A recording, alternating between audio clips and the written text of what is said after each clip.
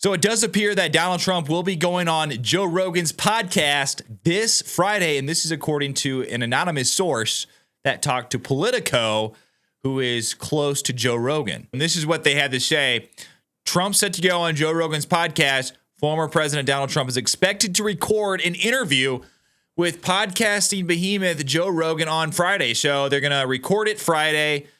Let's see if they say anything about when it's actually going to be released. Is it going to be released the same day? Is it going to be released the next day? I don't know. Let's see if it says anything about that. But the interview will take place at Joe Rogan's studio in Austin, Texas, according to a person familiar with the plans who was granted anonymity to discuss this matter. So they're leaking this to the press.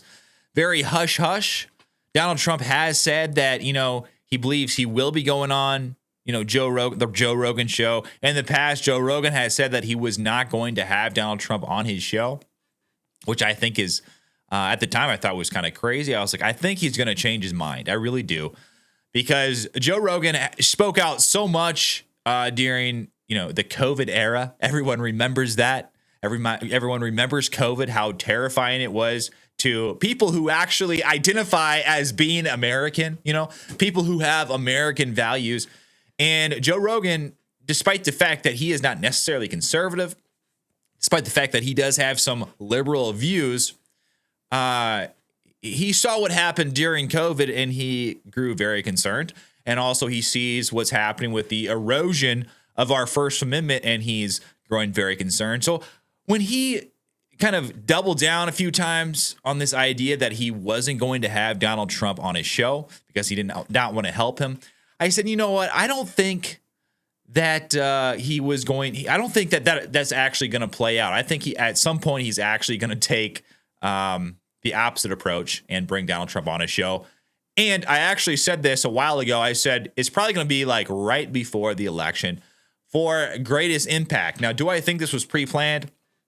Maybe to some degree, but I think when he made those statements, those comments, I think he actually meant them at the time. Because the kind of person Joe Rogan is, I've listened to a lot of Joe Rogan, so I have authority to talk on him, okay? The kind of person Joe Rogan is, he likes to stay in the middle. He likes it.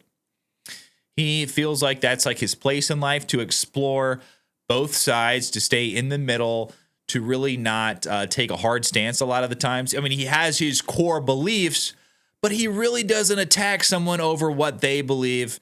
And he just kind of tries to explore ideas. But let's continue on. It says, Rogan, who has more than 14 million followers on Spotify, has long occupied the top positions in national podcast ratings, and Trump's appearance on his show continues the campaign's push to win young male voters. And this is a demographic that Donald Trump is really not having any problems with, This is something that Kamala Harris is having a lot of problems with. I think more what this would do is it would raise awareness and maybe light a fire under the butts of these young men to actually get out and vote, make sure that they are registered to vote.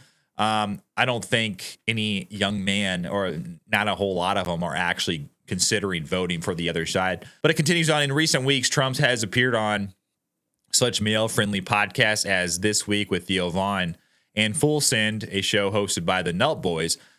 Trump has never appeared on Rogan's podcast, and the two have had a complicated relationship. Not really. I wouldn't say complicated at all. I think that Joe Rogan and Donald Trump, I think they're perfectly fine.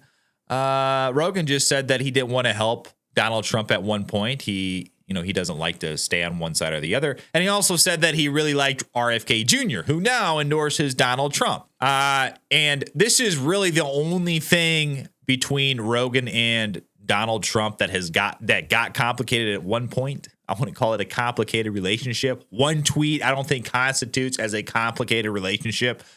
But Donald Trump did tweet this out when Joe Rogan said that he liked RFK Jr. He said, it will be interesting to see how loud Joe Rogan gets booed the next time he enters the UFC ring. So that's what he said. And really, if you look at it, there has been one person who has really confronted Joe Rogan over having Donald Trump on his show.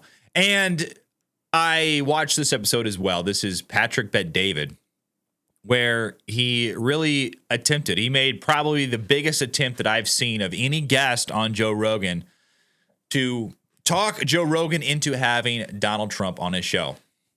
He did a very good job. This was, this was almost maybe, months ago, several months ago. It might have been even a year ago that Patrick Bet-David went on Joe Rogan's show and he said this, listen. So when you're having Trump on? I don't know. Okay. The look, I don't know. Maybe. Looks like you got something. Maybe. Okay, good. That's good. I think that's... look, at a certain point in time, it's just like, it would be interesting to hear his perspective on a lot of things. I would like to know, what is it like when you actually get into office? I would like to know things like, what is it like versus perception? Yeah. What is it actually like when you get in that building? Like, what are you greeted with? When do you know that people are fucking with you? When do you know that the intelligence agency is lying to you? Like, when you decided to fire Comey, what was the thought? How much did you know? Like, what's the machine like? What is the deep state really like? Really like? Because we have all these, smoky room perceptions, like from the Bill Hicks joke, where they show you the Kennedy assassination from an angle you've never seen before.